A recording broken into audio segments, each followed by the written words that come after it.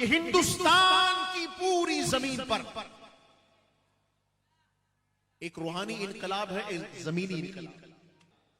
आप अगर जमीन के इनकलाब की तरफ तवज्जो करें तो ख्वाजा साहब जब अजमेर आए तो आपके सामने कौन आया? पृथ्वीराज पथोरा राय।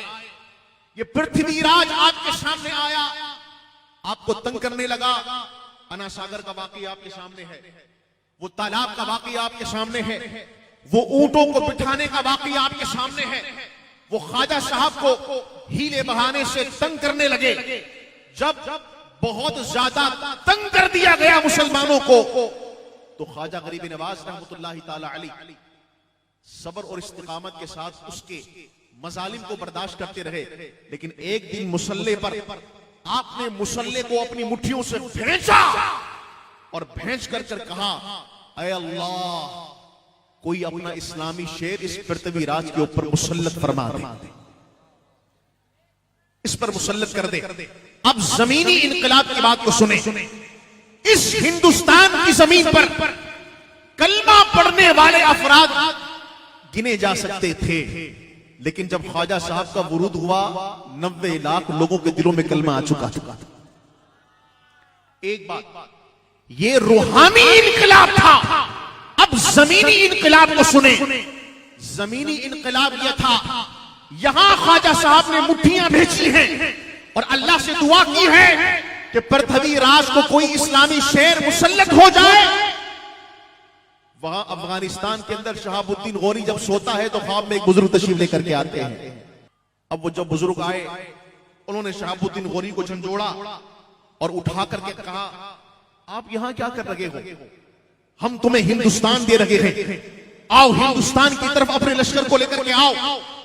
शहाबुद्दीन गौरी, तवज्जो के साथ सुनिएगा, शहाबुद्दीन गौरी रहमतुल्लाहि ताला अलैह अफगानिस्तान से हिंदुस्तान तशरीफ लेकर के आए। एक मकाम पर आकर पृथ्वीराज के गले के अंदर अपने हाथ को डालते हैं, उसको जमीन की खाक चटाते हैं, उसका काम तमाम कर देते हैं। जब अजमेर आते हैं तो कोई आपसे कहता है, आपने हिंदुस्तान तो फतह कर लिया, आओ मैं तुम्हें एक ऐसे बुजुर्ग की बारगाह में लेकर चलूं जिनकी बुजुर्गी और जिनकी पाकी की गवाही सारा आलम देता है। शहाबुद्दीन गौरी फजर के वक्त जब अजमेर शरीफ आया, उसने ख्वाजा साहब के पीछे नमाज पढ़ी। अब जानता नहीं था कि ये शख्सियत कौन है।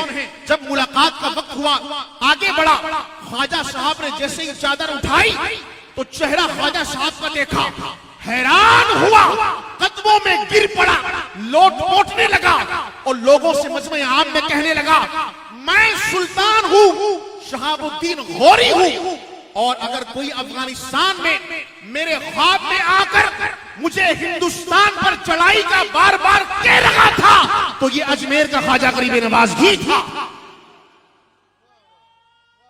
शहीद थे वो जो मुझे बार बार ख्वाब में आकर कहा करते थे, आओ मेरे बच्चे,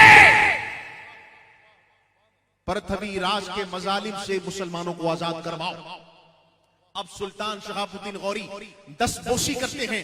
मैं इस तारीखी हकीकत को आपके सामने इसलिए रख रहा हूं, मेरे बच्चों, सिलसिला-ए चिश्त और खानवादा-ए चिश्त, खानवादा-ए अजमेर, ये वो बारगाहें हैं कि जिनकी बरकत से अल्लाह ने इस हिंदुस्तान में न सिर्फ रूहानी इनकलाब बर्पा किया है बल्कि जमीनी इनकलाब की राहें भी हमवार फरमा दी। बोलिए सुभान अल्लाह। अब आप देखिए, सुल्तान शहाबुद्दीन गौरी ख्वाजा साहब के हाथों पर बेअत फरमाते हैं तो आप क्या बन गए? चिश्ती बन गए। बोलिए क्या बन गए? चिश्ती। ठीक है। आपने अपना नाइब फिर बनाया किसको? सुल्तान कुतुबुद्दीन ऐबक को अपना नाइब बनाया। उन्होंने अपना नाइब आगे बनाया सुल्तान अत-तमश को। ये सारे बादशाहों के नाम अर्ज कर रहा हूं। ये वो लोग हैं जिन्होंने हिंदुस्तान की जमीन पर इस्लाम के निजाम को कायम किया, हिंदुओं की रित को खत्म किया। लेकिन ये हैं कौन? शहाबुद्दीन गौरी चिश्ती हैं। बोलो सुभान अल्लाह। कुतुबुद्दीन ऐबक चिश्ती हैं। बोलो सुभान अल्लाह। सुल्तान अत्तमश चिश्ती हैं, बल्कि सुल्तान अत्तमश बगैर किसी वास्ते के ख्वाजा के खलीफा, ख्वाजा कुतुबुद्दीन मुख्तियार काकी के खलीफा और मुरीद हैं। अल्लाह। इस हिंदुस्तान में अगर हमें रूहानी इनकलाब नजर आता है, जमीनी इनकलाब नजर आता है, तो हमें ख्वाजा गरीब नवाज के सिलसिला चिश्क का फैजान नजर आता है।